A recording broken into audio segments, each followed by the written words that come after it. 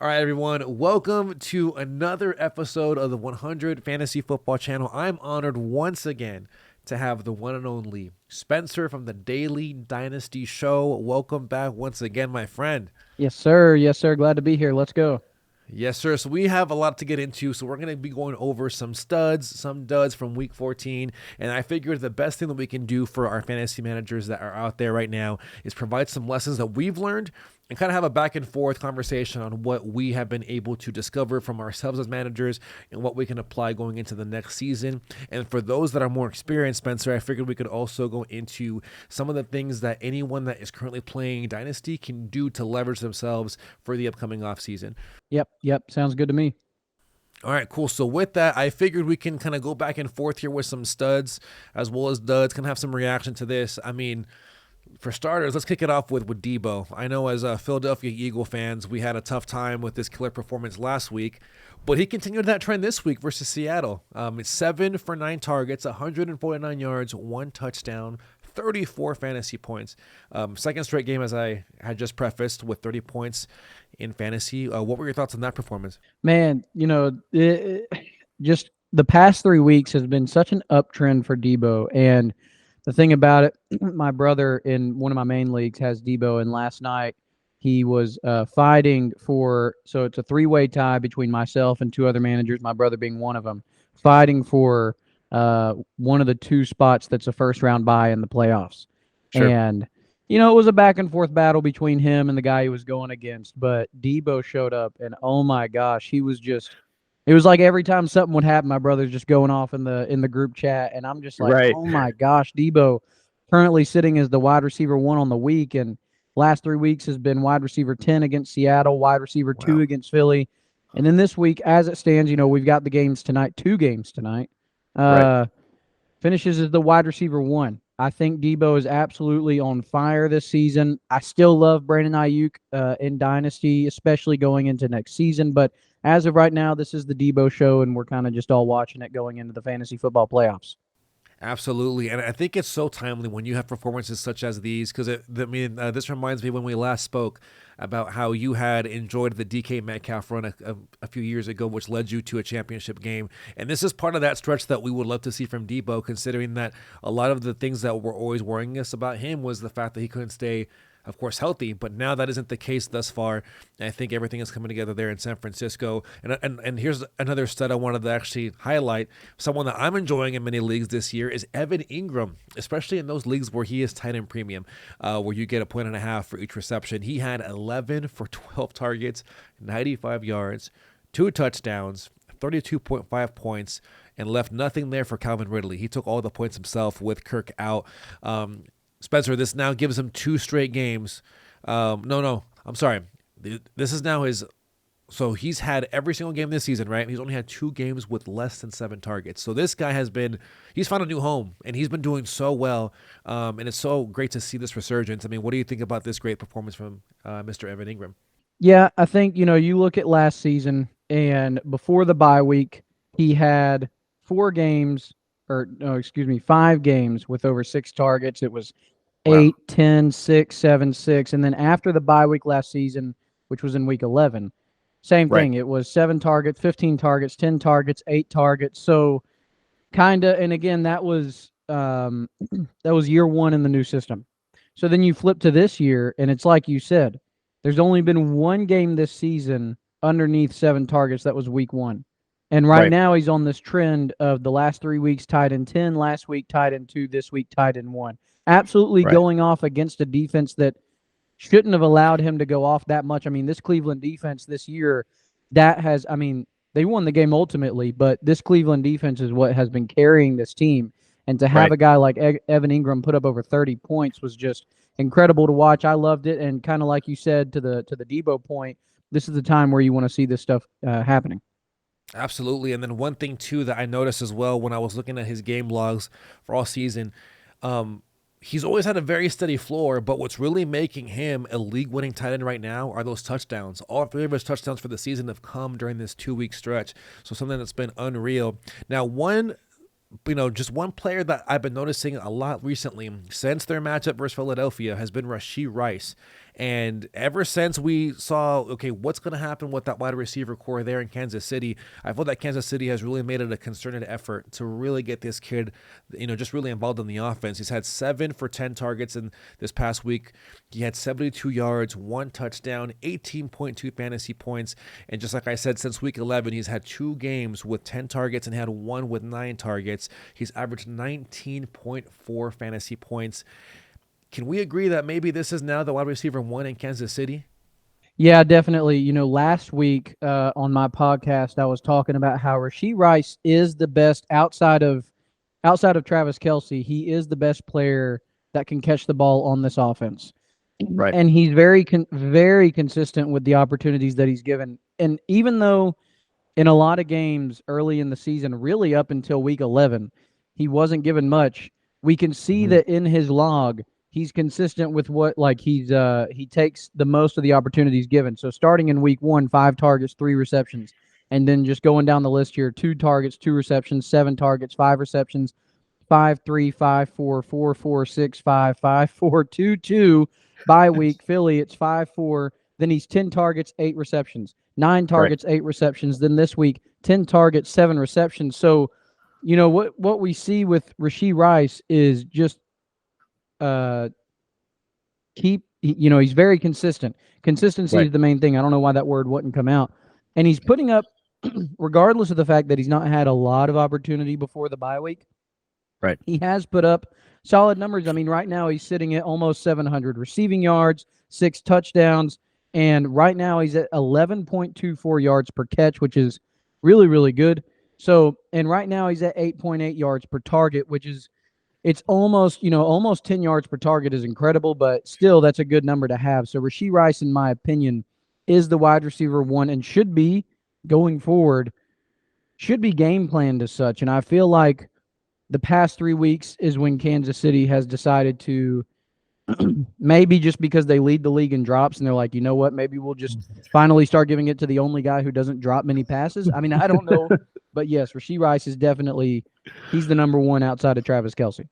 Right, and then you see the upcoming schedule for the playoffs. He has New England next, Las Vegas, Cincinnati, and of course Cincinnati isn't necessarily a bad defense, but with Joe Burrow out, definitely matchups that you want to leverage, considering that this is the meat of the playoffs for fantasy managers over there.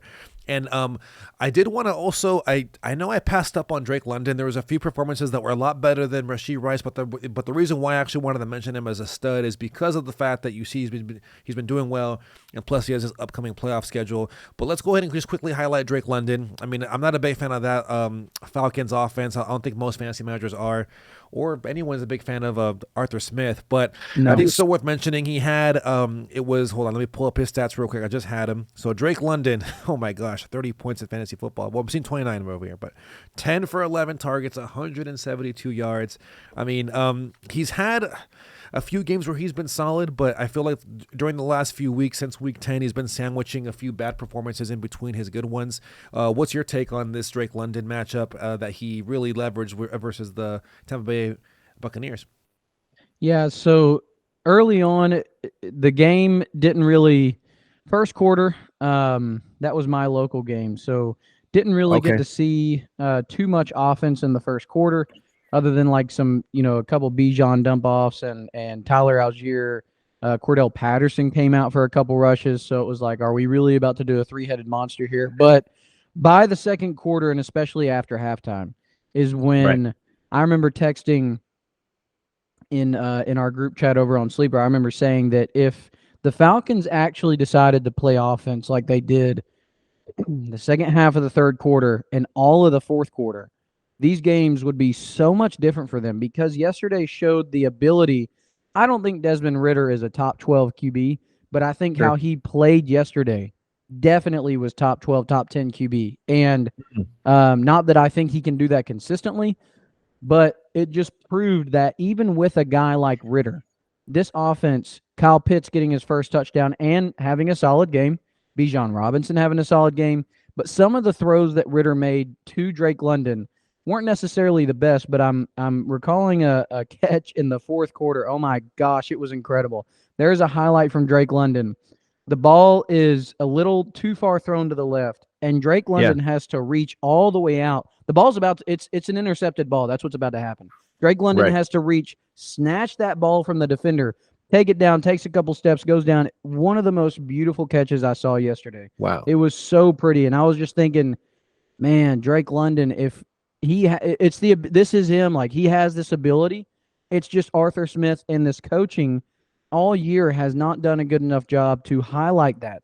And what they did yesterday with spreading the ball around with Bijan, Tyler Algier, Kyle Pitts, Jonnu Smith, and of course Drake London, it allowed the field to open up, and that's what we got to see with those 10 receptions on 11 targets, 172 yards, like you said. Mm-hmm. Unfortunately, no touchdowns, but if you're going to have a day like that, you really don't need it because currently he sits as the wide receiver too. An incredible game by Drake London, and my takeaway from this game with this Atlanta offense and with Drake London as a whole is just if this Falcons team could play the way that they did in the second half of the third quarter and all of the fourth quarter for 80% of their games. Obviously, you can't play like that the whole time, but at least try. Like, that is what we saw in that time frame. Second half of the third quarter, all the fourth quarter was them doing things that they normally are not doing all season, which is actually trying on offense, giving their playmakers the ball, and we see what happens. That's right, man. And you know what? I think we spoke about this too in the middle of the season. It was with one of your content, the pieces that you put on TikTok, that you were talking about the potential of what these teams could be. And I remember just commenting on one of them saying, man, this offense has so many young weapons, and Atlanta has a window that is so rare to have, where you have, just like you said, you have Drake London, you have Kyle Pitts, you have Bijan. That's a three-headed monster that you're paying on the cheap right now that you have to leverage, because eventually these guys are going to, just rightfully so, demand some more money. Up over 1,000 yards as a rookie in Tyler Algier. This backfield could be incredible. Right. Right. So, I mean, this is a young core that, with the right coach, I mean, granted, maybe the quarterback isn't what we're looking for, but we're seeing with the right system, you can really leverage any kind of quarterback in the right system, right? And right now we're seeing a window that I don't feel Atlanta is really leveraging. Maybe they'll address quarterback in the offseason. I heard some murmurs about Justin Fields being in the mix if Chicago were to pivot away from him. So we'll see what happens there. A lot of content that we can discuss in the offseason. Now, I wanted to discuss someone that's currently saving me right now. I'm right now in playoff contention, and James Cook, for me, has been doing phenomenal stuff. He had 10 for 58 rushing yards last night, but I think the meat of what really made him really valuable was the receiving yards. He had 5 for 5 targets, 83 yards, 1 touchdown. You have 25.1 points from this guy, and this now gives him 3 straight games, Spencer, with over 100 total scrimmage yards, as also had 3 straight games with 4+ targets in the passing game. I think this is what James Cook's game really is, when he's just being able to be utilized as that dual threat running back, which he is. He can open up so much for that offense, despite maybe Stephon Diggs having a tough day with him being covered, and we'll get to him later on when it comes to the duds, but you see what this Buffalo offense can be when they're really leveraging James Cook. Yeah, and I think that this was the biggest thing for James Cook owners, people who drafted him in their rookie drafts back, back last season. And the people holding on was his pass catching ability. And we know that in this Bills offense, you're not going to get a running back that's going to have consistently over 18, 20 carries. It's just not their brand of football, especially when you got a guy like Josh Allen back there. And so the fact, like you said, the biggest takeaway is just the pass catching opportunities that they are giving him. And, in week 11 against the Jets, he finishes RB10 with almost 20 points. Then the next week he finishes RB12 with 16 points. And then right now with a little over 25 points, RB3. In an incredible game against a defense that KC has an incredible defense. And so, which, obviously they've got Patrick Mahomes and Travis Kelce, but it's their defense as well that has really held them into these games. And alongside, obviously, having one of the greatest, if not the greatest QBs of all time, but Patrick Mahomes. So, KC's defense, you're able to do something like that. Again, it did come with it Stephon Diggs, which we can get to, but yeah, James Cook, an incredible day. Absolutely. And then I think I mean, of course, it aches us to say this as Philadelphia Eagles fans, but we have to mention this stud, Brandon Aubrey. Felt like this guy was just automatic all night last night. He had a 60-yard field goal that went in. He had a pair of 50-yarders and also another 40-yarder with 3 extra points, giving him 22 points, outscoring most of my starters in most leagues. But this now gives him 2 straight games with back-to-back double-digit fantasy performances for those that use kickers. Someone who has been really on fire lately. Thoughts on Aubrey being automatic last night versus Philly? Yeah, I use kickers in a couple of my redraft leagues. Don't really tend to do it in my dynasty leagues, but Right. Aubrey.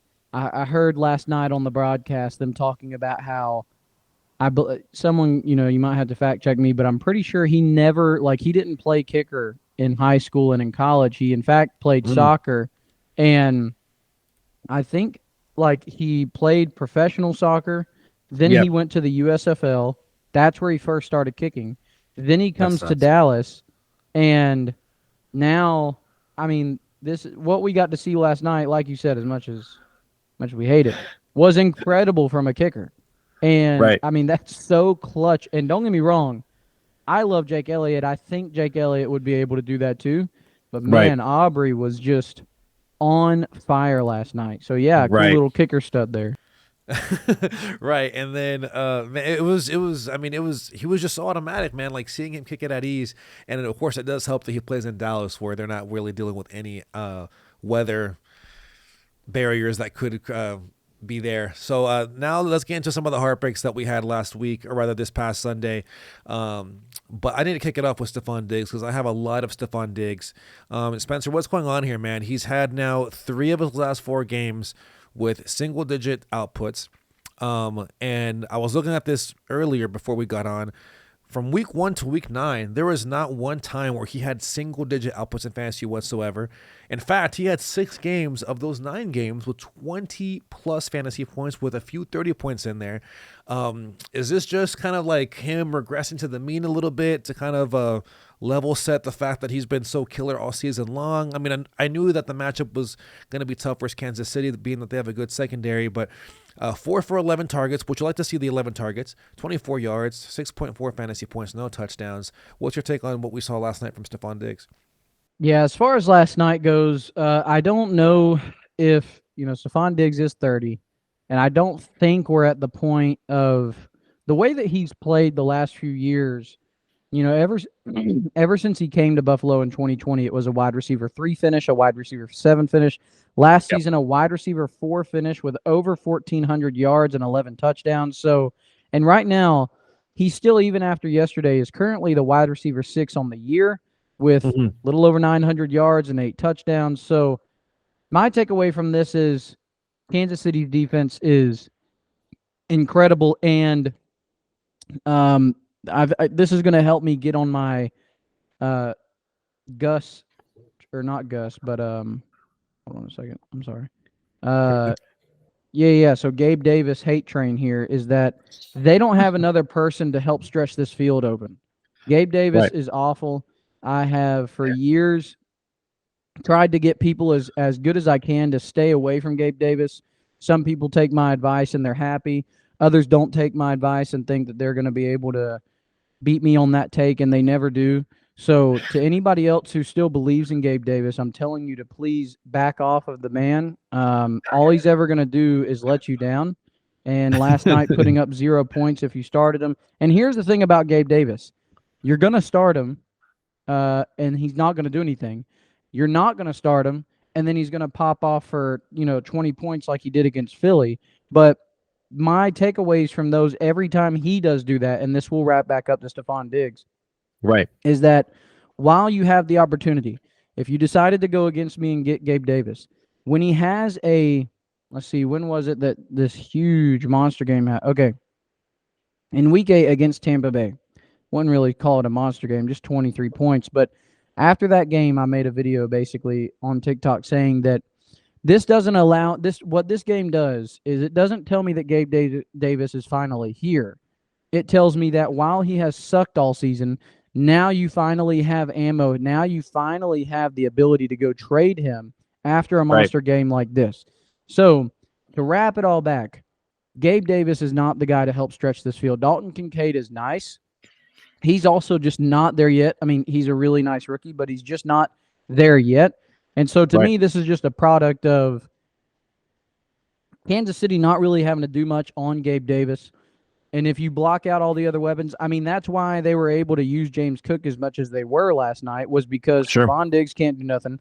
And most what we saw yesterday was a Kansas City team really protecting the pass. Like, they are not going to let Josh Allen and Stephon Diggs go off, which allowed James Cook to go off and allowed Josh Allen to run all over the place.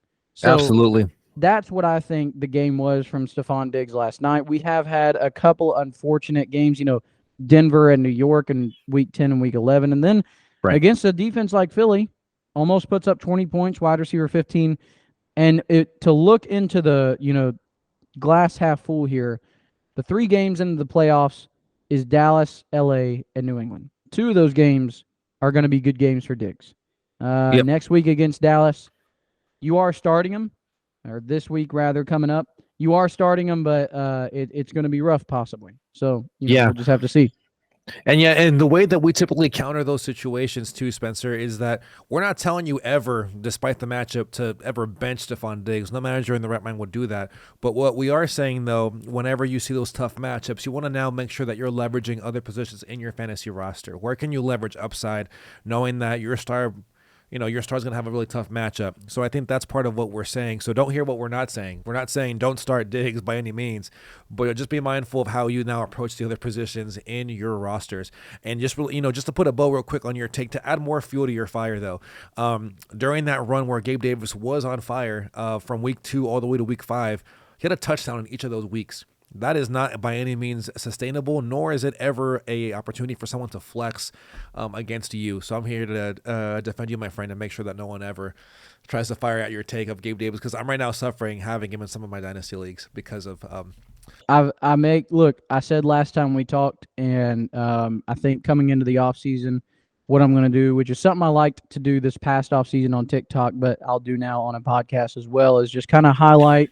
Look back on some bad takes that I made, look back on some good takes that I made, have some laughs. But Gabe Davis is one that I'll never be wrong about. So just don't ever get Gabe Davis again. No matter where he goes, you're never going to want him. Death, taxes, and don't have Gabe Davis on your fantasy roster, huh? All right, cool. And then now let's go ahead and talk about it. I really don't want to. But Jalen Hurts had a really bad he had a really bad week last week. Bad game last week, I should say. Had 197 passing yards, had 30 yards rushing, which you like to see, but had one costly fumble, giving you a total of 8.88 fantasy points, no touchdowns. By far the worst game that he's had this season in fantasy since his week 1 performance, where he gave you 12.5 points in fantasy. We spoke about this offline. We were texting throughout the week. I'm just thinking this is more of a byproduct of the stress that they've had over the past 6 weeks, especially considering that the schedule gets astronomically soft for Philadelphia. But what's your take with what happened with Jalen Hurts this past week versus Dallas? Yeah, last time they played Dallas and that incredibly good Dallas defense, he finished QB3 with almost 30 points on the week. So to me, I think that it is just exactly what we've said. It's just been this big quote-unquote gauntlet of games: Dallas, KC, Buffalo, San Francisco, and then, of course, this being Dallas. Now, don't get me wrong, putrid. I mean, this was just awful. Now, also, though, look, yes, he had the fumble, and not good to see there. Didn't have an interception, but doesn't help when A.J. Brown also has a fumble. Devonta Smith has a fumble, and then there was one play before halftime where he passed it to A.J. Brown, and it just, like, right in the breadbasket, A.J. Brown just drops it. Could have been a touchdown. So got some missing points by him there, but regardless, not good at all. And I think the next few games, it'll be some get-right games for him, especially outside of fantasy, just going into the NFL playoffs. But for fantasy, Seattle, New York, Giants, and Arizona. So very, very favorable matchups there. Yeah, absolutely. And you know what, man, to your point, I just want to give you just a quick shout out, man. I love your segment. If you guys don't know this, Spencer has a missing points segment that I just got introduced to a few weeks ago, and I'm sure we're going to see a lot of opportunities there with Jalen Hurts, considering that there was at least 2 passes, like you said, one with AJ Brown and one that he missed with Devontae Smith in the end zone that would have had a huge fantasy impact for his for his week. But check out missing points, though, one of my favorite things that you cover on your podcast, my friend. Now just 2 more that I have, some 2 more duds I wanted to go over. I'm not worried about this one, but Mike Evans, 1 reception for 6 targets, 8 yards, 1.8 points, lowest output since week 3 where he had 7, and then he had another one in week 4 where he only gave you 8 points. But he's been so steady as far as targets go. I personally think this is more of a makeup of the fact that he was, just facing a division rival. I mean, that Atlanta secondary isn't necessarily elite, but it's, pretty solid. What's your take on what happened with Mike Evans this past week? Yeah, pretty quick take from me here, just from watching the game. A lot of double and triple coverages against Mike Evans in this game. Right. And the pass rush just kept getting to Baker all game long. So you mix those 2 things together, and it's not going to be good. Now, Mike Evans was frustrated, but to me, the frustration was more so just at the situation because he kept getting some pretty there was a couple bad passes thrown his way, but there were a couple of good ones that either he just didn't haul in or that was hand blocked it away. Regardless, not a good day by him. But again, this one was just, pretty quick. A lot of pass rush, double and triple coverage. You mix those 2 things together, and it's going to go other people's way. Right. And then for this one, my last dud I wanted to go over, I got Jaylen Warren as well as Najee Harris. Specifically more so Jaylen Warren, you see 7 rushes, 11 yards, 4 for 5 targets, 2 in the passing game for 29 yards, only giving you 8 points. Najee, too, hasn't necessarily been the most consistent, but I was more so looking forward to seeing Jaylen Warren do a little bit more, considering that he looks like he's the more explosive running back in this offense. What were your thoughts on this performance from Jaylen Warren, Mr. Spencer? Yeah, I think this was definitely a huge letdown. Now, I definitely didn't like the idea of having to start either one of these guys. I said on the podcast on Thursday that if you're going to have to start one of them, start Jaylen, because at the time, Thursday morning when I recorded it, it didn't look like Najee was still confirmed to even play. He was questionable. So to me, and it being a Thursday night game, not worth starting Najee. But look, big letdown by Jaylen, and I think that game as a whole was kind of odd. So I didn't like the idea of starting either. Said if you got to start one, start Jaylen, but they both, came through on not doing anything. So that's right, man. Yeah, I mean, don't know what to do with that backfield going forward, but definitely one that we'll have to keep close eyes on. If you have Najee like I do in a few leagues, may want to consider a few trade options there for some picks, or I don't know if you want to. But we'll see. But all right, man. So with that, let's go ahead and go into what I think would be a really good, valuable lesson here for not just ourselves, but also our listeners. What were some of the lessons that really we learned from this season that we could apply into next season? So Spencer, I'll let you go first, man. What's been your biggest lesson thus far in 2023, whether it's redraft, keeper, or even with the format that we play in a lot, which is going to be with Dynasty? What are some of the lessons that you feel that you're going to take from this season and apply into the upcoming year? Start with redraft. With redraft, I think some of the, one of the biggest lessons that I've kind of learned from this season is that when you're going into your redraft leagues, it's very important that, running back is so volatile that it's just almost not even worth it anymore to take that big name running back in the first round.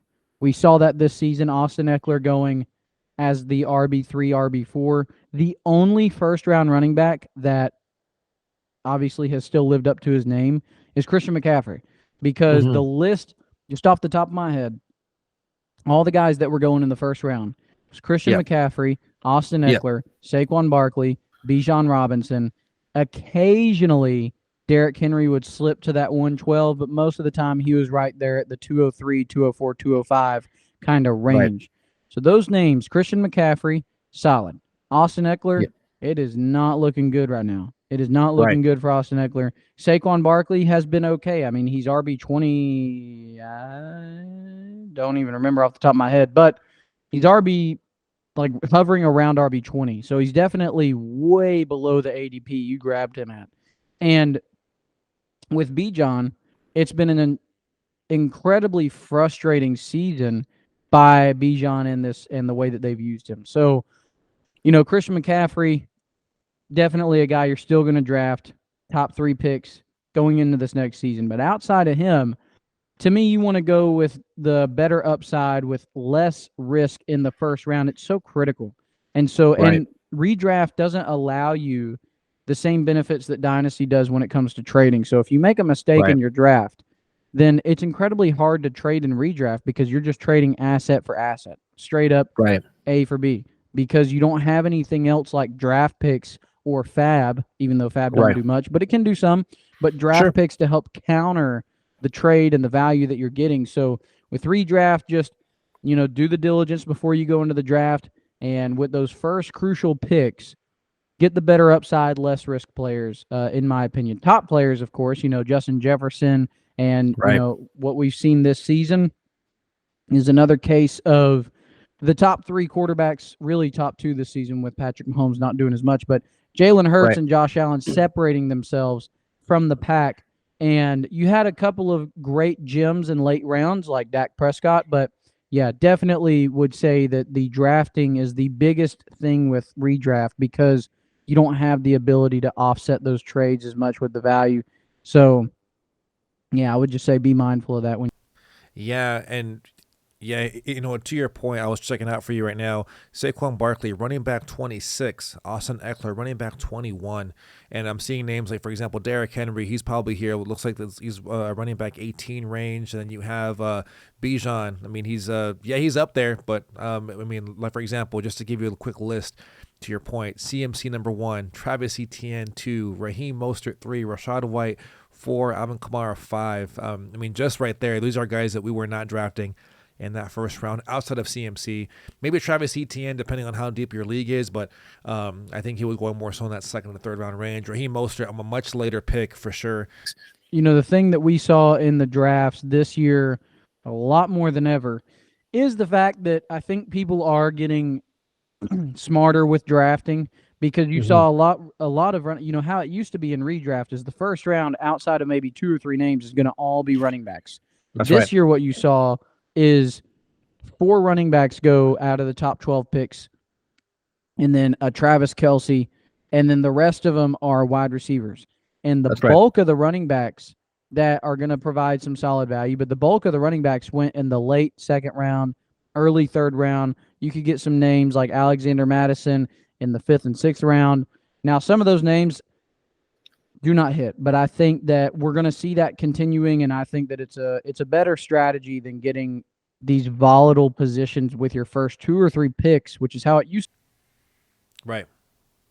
Yeah, and I think that'll be a fun thing for us to look into, especially once just like you said, once we look at the data and we're starting to see year over year how much people are tending to punt on the running back position, but then also being mindful of those middle of the rounds, because that I think is where you see a lot of the meat of the potatoes happen as far as these guys that really do hit.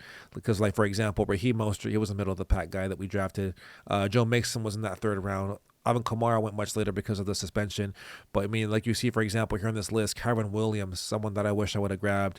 Jameer Gibbs was going pretty high. But, yeah, you're seeing a lot of names here like Brian Robinson, Pacheco. These are much guys that were just obviously drafted a lot later into their drafts versus their ADP. And then I want to also open up this one too of never underestimating the waiver wire. And the reason why I put this one here, Spencer, was because it is so easy to fall in love with your roster, especially in redraft.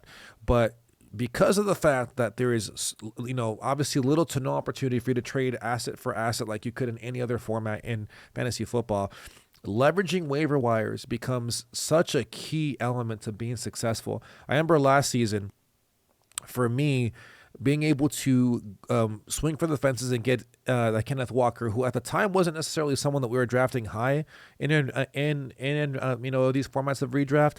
But the minute that Rashad Penny went down, this guy was a league winner, really made a huge impact. And then, of course, for me this season in some leagues, for me it was Tank Dell. I didn't need him, but because you know what, my bench is probably not something that I'm going to be honed in on like I would in, for example, with Dynasty leagues.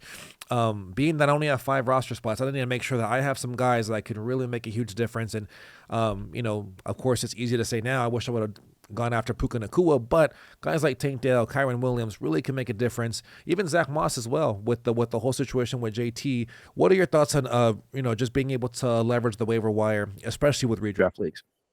Yeah, man, definitely being active in the waiver wire. I think that is your biggest friend, because you're gonna have these Jonathan Taylors, you're gonna have these Austin Ecklers, you're gonna have these Najees go down, and you're gonna want their handcuff. Same thing with wide receivers. You're gonna want their handcuff, and so I think that definitely staying active and destroying your waiver wire will definitely help you go a long way. Yeah, that's one thing I wish I would have done a little bit differently. But with that, though, let's go ahead and transition now to the, for those of you that played this format that we love so much, which is Dynasty, which I've grown to love. I think it's the best way to play fantasy football. What are some of the lessons that you learned from this year in this format? And what are you doing, Spencer, to position yourself for success this upcoming offseason? Yeah, so as far as Dynasty goes, I think that the biggest thing is always looking towards the future, because, not in necessarily like always looking towards the future as in always trying to win every single trade. Like I need to always make sure I'm the only winner, because here's the thing. I heard this incredible quote by Andy Holloway, the guy from Fantasy Footballers. And he said, you can't always play for tomorrow, because your championship will always be a tomorrow away, and you'll never be able to be in the present. So while we always in Dynasty are making sure we're looking towards the future with our draft picks and whatnot, as far as our players, championships, I mean, we want to win. And I think in Dynasty, a lot of people go with, their desire is to keep winning these Dynasty trades rather than trying to go all in to win these championships. Now, obviously, you got to recognize and know if you're not a top 4, top 5 team, I don't want to be in the middle. So I would rather be rebuilding, a quick rebuild, or I'd rather be dominating. But I don't want to keep staying right there where I'm always piling up these draft picks or always just winning these, really good trades, but I'm still not winning any championships. So definitely in Dynasty, you want to keep a side eye to the future. Make sure that you're not getting all these Stephon Diggs, Mike Evans, and Derrick Henry, aged players to help you win right now. And then once it's done, you're sitting there with nothing burgers, right? So you gotta keep a side eye to the future, right? But you don't want to always focus on the future, because like Andy Holloway said himself, if you're always looking towards tomorrow, then your championship will always be a tomorrow away. You still got to play today. So I thought that quote was incredible. So what I was saying in one of my leagues, I remember that one of the things I was, just learning was understanding that there is value in the draft picks, but knowing that also, just based on what I'm, just seeing in a lot of these Reddit pages too, rebuilding is not necessarily the most ideal situation unless it's a quick rebuild, like you said. So, for example, I have a list of players that I wanted to throw your way real quick, and I wanted to get your take on what would you do with these guys in a dynasty format.